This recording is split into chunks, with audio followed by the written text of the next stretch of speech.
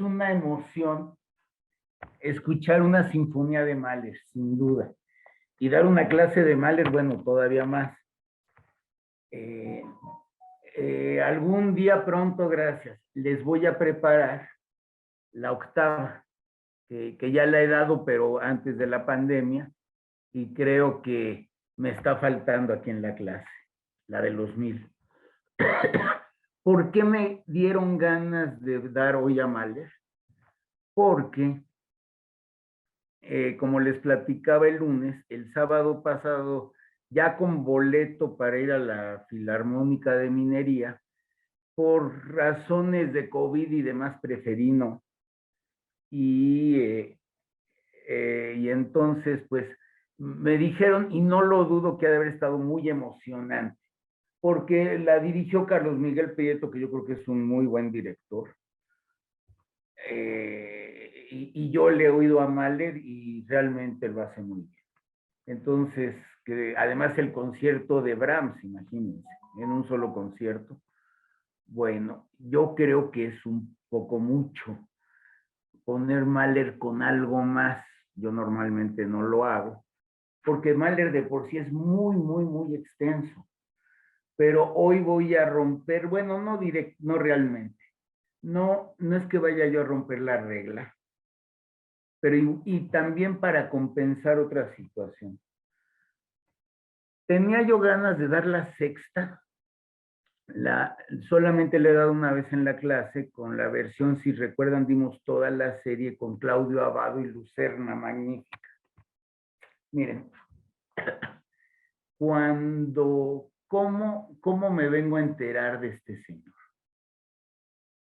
No sé si es por este documental o yo pienso que sí. Hay, digamos que en los 60s y 70s, hay tres grandes directores que destacan ingleses, que son, los tres son Sir Thomas Beecham, Sir Adrian Boult y Sir John Barbirolli. Cuando en el año, creo que 2000, la revista muy seria, Audiomúsica, una revista española de muy buen nivel de música clásica, todos los hicieron una votación de todos los críticos que querían, pero tenían que ser críticos de música que tuvieran columnas y demás.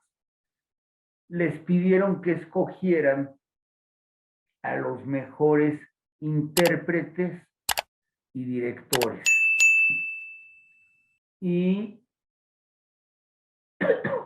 Sir John Barbirolli, el que vamos a escuchar hoy, quedó en segundo lugar únicamente después de Herbert von Karajan. Yo creo que es bastante mejor Sir John Barbirolli. Miren, aunque es inglés, su nombre lo dice, su verdadero nombre era Giovanni Battista Barbirolli, es totalmente italiano, su familia emigra de Italia, ya nace en Londres, justo con el siglo XX, en 1900, o creo que un año antes, y muere en 1970. Demuestra el gran talento que tiene desde muy pequeño, y va ascendiendo hasta que llega la Primera Guerra Mundial. Y por primera vez en la Primera Guerra Mundial dirige grupos de músicos. No era raro el soldado que se llevaba un oboe, un violín o lo que fuera. Entonces, pues allí empieza, se salva afortunadamente. Ya ven que la Primera Guerra Mundial para los ingleses creo que fue todavía más traumática que la segunda, ¿no? Se perdió toda una generación de jóvenes, terrible. Bueno, luego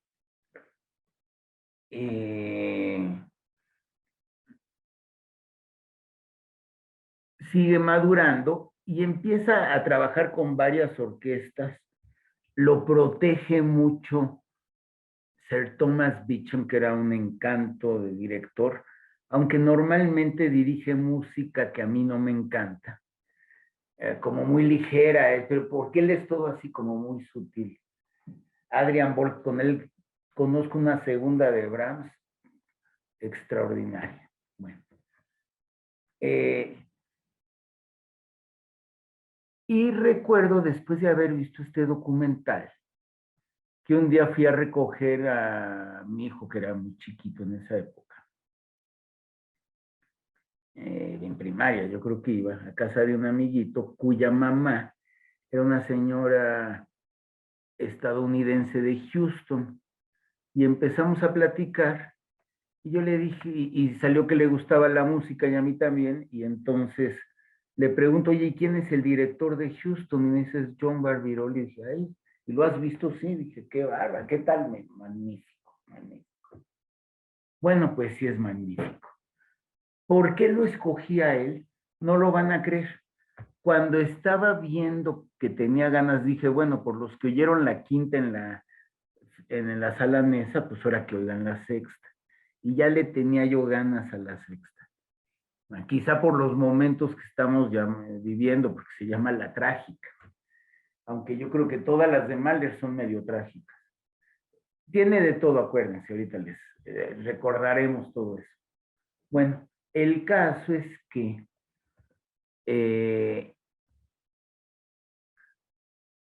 buscando en YouTube cuál video ponía, empecé a escuchar varios y pongo el de Barbirolli. Y la verdad, al principio me sonó muy lento. Y dije que lo quería escuchar antes de la clase, porque nomás oí el principio, pero no solamente muy lento, es muy profundo, verdaderamente profundiza en cada sutileza de la sinfonía. Él sí cumple perfectamente bien, no quiere decir que carezca de lo otro. Eso de que 90% de transpiración y 10% de inspiración es tremendamente trabajador. Sus ensayos eran exhaustivos, pero así sonaba. Yo con él tengo un concierto para piano, el número 2, bellísimo, de Brahms, que con Daniel Barenboim. No es, acuérdense que son muy sinfónicos los conciertos de Brahms. Es bellísimo, sobre todo cuando no toca Barenboim, porque nomás está Barbirolli. No, Barbirolli es fantástico. Y era especialista básicamente en los autores ingleses, que uno los sigo debiendo. Lo empecé a estudiar y me costó un poco de trabajo, le soy bien sincero, se lo debo mucho aquí a Florence, que estoy viendo que está, que es Buckham Williams. Buckham Williams y Barbirolli se adoraban. Y el otro, bueno, acuérdense, con Buckham Williams, pues Gustav Holst, de los planetas. Ya platicaré de los músicos ingleses, Elgar. Él estrenó, fíjense, entre otras cosas, no con ella, no con Jacqueline Dupré, pero el concierto que era, como se dice, el caballito de batalla, pero nadie lo ha tocado como ella, con Jacqueline Dupré, el concierto de Elgar. Ese sí ya lo pusimos en clase. Miren, la sexta de Mahler. Estoy pensando, a ver, sobre nombres de sinfonías de Mahler. Él no se lo puso, parece que a ninguna. La 1, el Titán, la 2, la Resurrección, la 6, la Trágica, 7, no. Y la octava, que tampoco es de Mahler y que tampoco es exacto, son menos, la Sinfonía de los 1000. ¿Oyeron lo que dijo Stern? Que debe de ser un autócrata con todos y demostrarles que él sabe más que todos los demás juntos y que les debe de transmitir todo para que lo que él está oyendo en su cabeza un instante antes, así se oiga la música. Debe ser fantástico. Quien tiene ese talento, ¿se imaginan? Bueno, ok. Bueno, antes de empezar, porque les voy a decir cómo estructuré la clase. les quiero platicar un poquito de la sexta y que para más de un musicólogo es quizá la sinfonía más importante de Mahler. Para más de uno, pero quizás de las menos conocidas por lo complicada. Tanto en la ejecución, y me atrevería yo a decir hasta en la escucha, no sé si tanto, ya ustedes me dirán. Es de las largas, aunque solamente junto con la 4 son las únicas dos más o menos, esta quizá más, que tiene los 4 movimientos. Y hay toda una disertación de musicólogos complicadísima en el orden del segundo y tercer movimiento. Yo la he oído en ambos. Creo que Mahler no dejó instrucciones, entonces un musicólogo dijo, de lo que leí, que realmente esa elección del director y que no importa tanto. Aquí el adagio, que es yo creo que de los adagios más bellos de Mahler, casi tan bello o tan bello como el de la cuarta para mi gusto. Van a oír desde que empieza, no, vamos. Aquí lo pone como segundo movimiento. Igual que las sinfonías de Tchaikovsky. Aquí hay una contradicción, que la 4 y la sexta de Tchaikovsky, miren, la 4 es muy brillante. Y Tchaikovsky la compone en una época de gran depresión y de grandes problemas en su vida. Y en la sexta, que es la patética, está en una buena época. Quizá hay que estar en una buena época para poder hacer arte de la mala época. Si verdaderamente es tan mala, a lo mejor no se puede hacer arte. Bueno, ya, o es de cada quien seguramente. Que, miren, hay como la inspiración esa, yo creo que es de cada quien. Bueno, resulta que con Mahler pasa lo mismo. Cuando compone la trágica, es de las pocas que no acaba con esos finales brillantísimos. Aquí quizá el final más brillante, no, y bellísimo, es el del primer movimiento. Aquí está en una buena época de su vida, todavía no le han pasado sus famosos 3 golpes. La muerte de su hija, chiquita de 4 años. No, una tragedia. Digo, yo creo que eso quiebra a cualquiera. Luego, hay que reponerse a quien Dios no lo quiera. No queda de otra. Además, ese mismo año lo despiden injustamente por intrigas, porque era como Barbirol, así dirigía, entonces, y judío, imagínense. Entonces no era del todo querido. Y luego, aparte, porque le dicen que tiene una enfermedad incurable cardíaca. O sea, en otras palabras, te queda poco tiempo, ¿no? Y así fue. Muere muy joven, a los 51, del corazón. Y teniéndole a lo mejor por eso mismo se enfermó, le tenía un terror, entre otras, ya saben que Mahler es el típico, o sea, es una neurosis bipolar tremenda, que quizá tiene que ver con su gran genio. Que digo, bueno, Mahler fue mucho más conocido como director en su época y decíamos, en sus ratos libres compone. Y vean lo que compuso. Les voy a platicar, bueno, les he hablado y les seguiré hablando de Mahler. Como únicamente pude escuchar previamente el primero y el segundo movimiento, les voy a platicar antes de cada uno mis impresiones y luego, después de cada uno, si es que nos da tiempo, les platico del tercero y del cuarto, o platicamos de ambos. Estas cosas yo no las sabía de Mahler, pero siempre se aprende algo. En una ocasión, después de un concierto, le dijo a su amigo el crítico Max Graf: créeme, Max, la gente se dará cuenta de lo que soy después de mi muerte. Es impresionante el poder profético de Mahler, quizás de los músicos más proféticos. Shostakovich yo creo que más bien es como un periodista. En cambio, Mahler es un profeta de cosas terribles que las presiente él antes, tiene como esa sensibilidad, esas antenas. Eh, Otro crítico musical se encontró un día con Mahler descubriendo lo triste y absurdo, qué raro, ¿no? En una mesa del café del Hotel Imperial de Viena. Cuando le preguntó la causa de su abatimiento, Gustav le confesó que acababa de saber que su padre estaba enfermo, pero sus ocupaciones le impedirían ir a verlo y el sentimiento de culpa lo agobiaba. A la mañana siguiente, mientras se dirigía a su trabajo, el amigo vio a un hombre corriendo y llorando por las calles.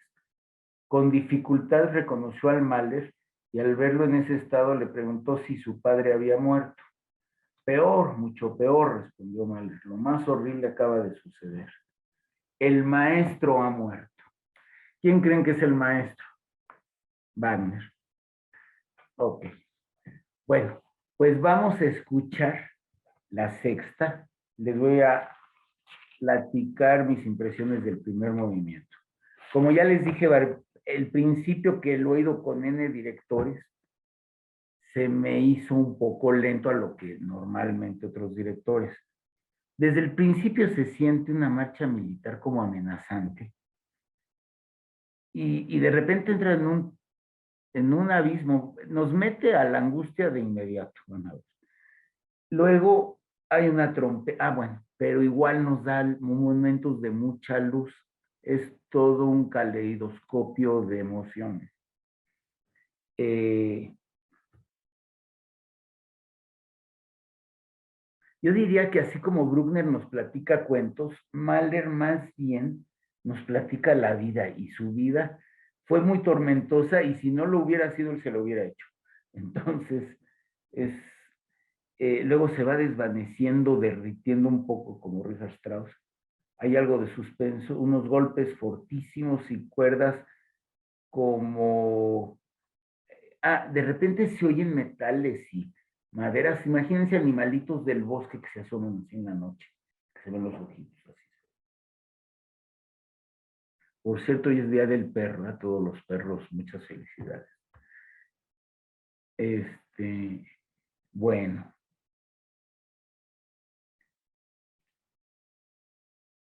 Luego entra de repente entra una melodía tan bella, es amorosa y apasionada, pero siempre, bueno, dije mal, no es siempre, casi siempre, la felicidad de Mahler tiene sombras.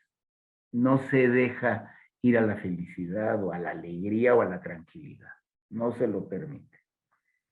Bueno, es lírico con pasajes bellos, enormes, luminosos. Oigan los chelos, metales y luego regresan los chelos, pero no de una forma idéntica. Y antes de que acabe, oigan un tamborín, así, no son los timbales. Suena como más metálico y parece que va a empezar. Sí, pero empieza diferente, con ciertas como interrupciones de instrumentos. Es pura tormenta interna. Eh, Más que la autoridad de Brahms, son golpes de la vida, golpes del destino. Puse qué magnífico ritmo le da Barbirolli. Oigan los timbales. Luego viene algo, les digo, vamos a oír de todo. En lo que yo oí, no oí lo que siempre mete en su música, que es esa, la parte judía, pero la que sí viene ahorita, que también normalmente mete, es la parte circense.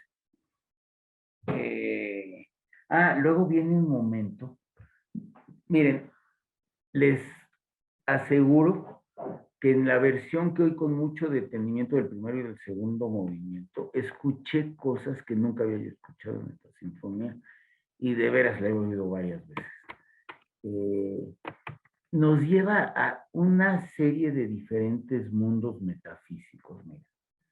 De repente oigan unos cencerros, ya saben lo que tienen las vacas en los Alpes. Y allí sentí que me metió a un ambiente absolutamente surrealista, más que otra cosa.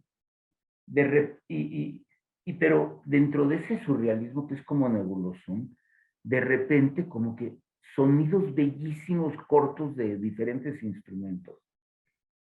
Ya lo iremos. De repente, el 1, 2, 3, 1, 2, 3, van a ver, pero lo repite de mil maneras. Puse 1, 2, 3 a la Mahler. Luego ya adelanta el ritmo y como que puse y nos regresa al planeta Tierra. Luego viene un crescendo que yo lo sentí inmenso, inmenso, como atómico, le puse como cósmico. Luego viene una segunda parte así metafísica como más esotérica, no tan clara. Luego algunos por fin oí algo de contrapunto, no oí una sola fuga. Igual y estoy mal. Pero hay un momento en que se oyen como unos goteos que nunca había oído, esto es lo que les digo que nunca había oído más que con Barbirolli, que casi me sonó a Tchaikovsky. Una trompeta bellísima y parece que ya viene el final, pero no. Y luego hay unos chelos y violas con suspenso y de repente son unas masas de sonido tan fuertes que dice uno, ¿cómo el director puede poner ese freno? Porque hagan de cuenta que es una manada de búfalos que choca contra una pared porque se para así de repente.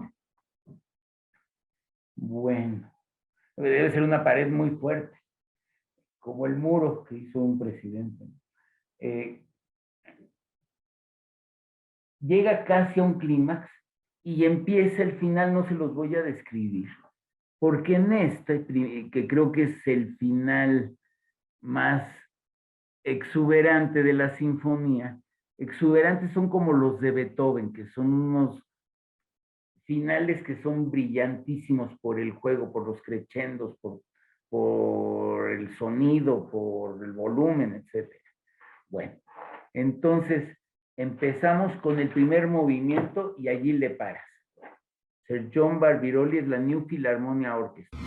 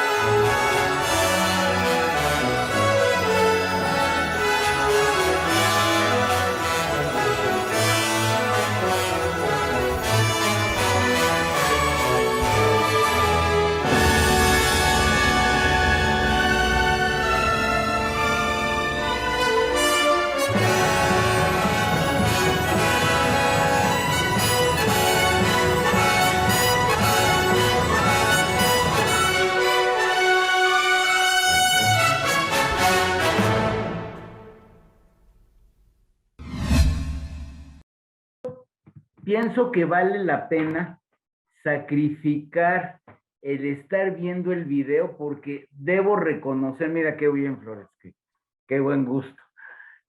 Quiero, digo, y les agradezco porque claro que las sinfonías de Mahler son muy vistosas. Hay tal cantidad de instrumentos y son largas, entonces muy natural que alguien, digo, y no es fácil meterse tanto tiempo en la música al 100%. Acuérdense que nuestras mentecitas occidentales están brinque y brinque. Sin embargo, eh, creo que el no verlo vale la pena por la calidad. Estarán de acuerdo conmigo en la calidad de Barbirolli, yo creo que es evidente.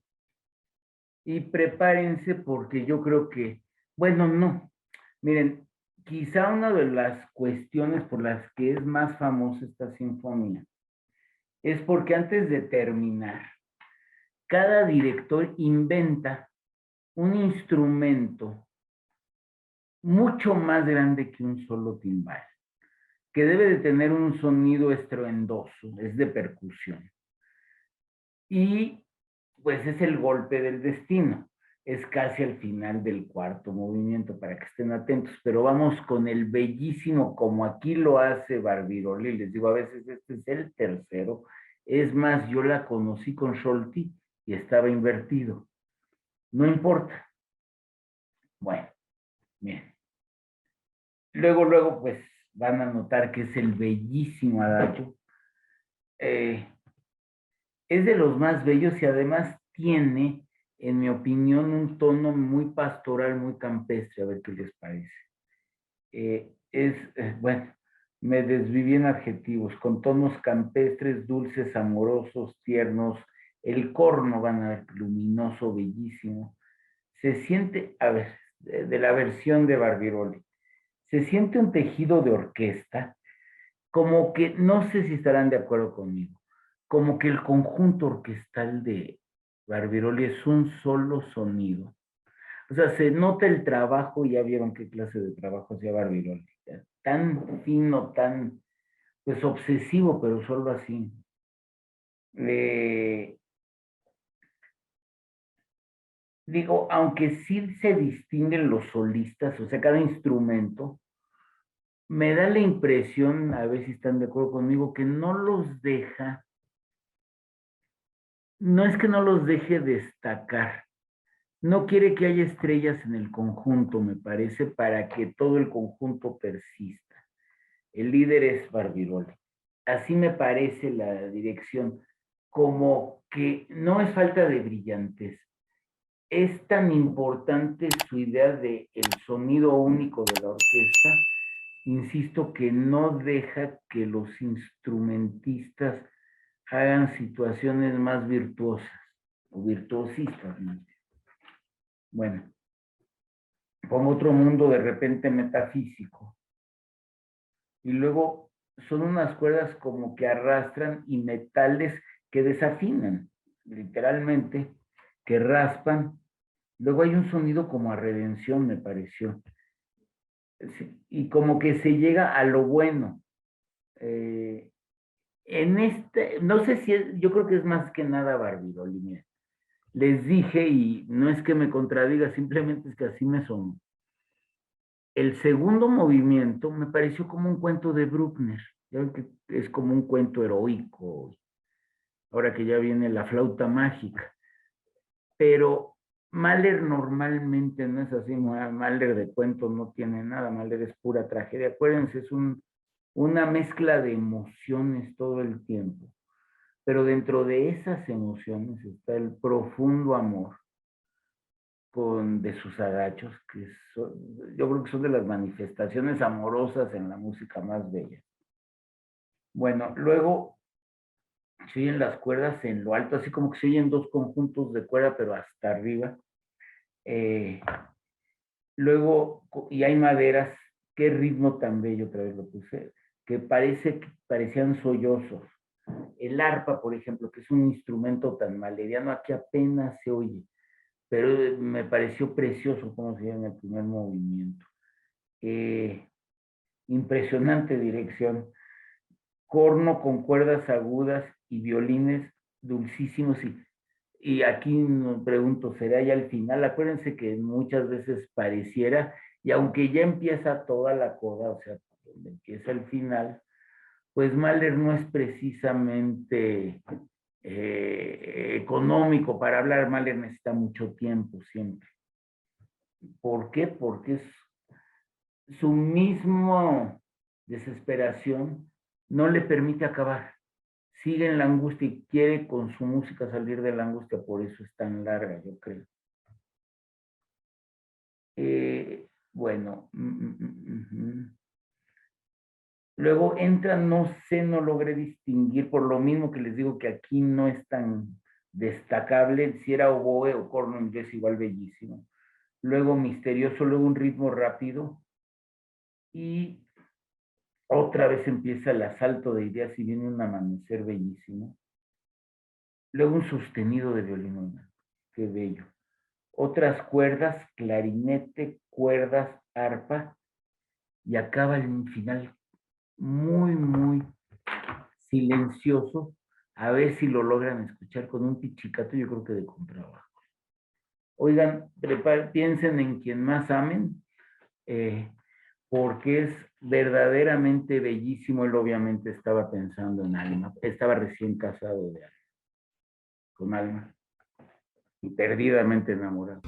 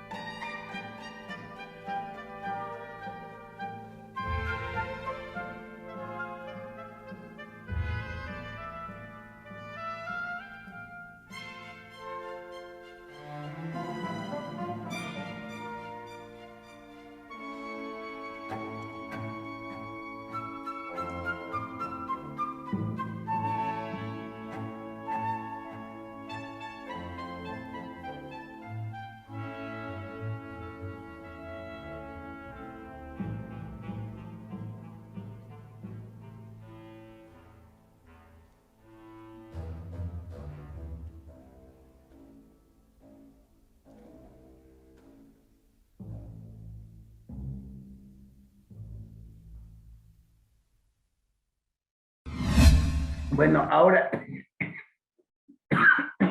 ahora sí viene el adagio.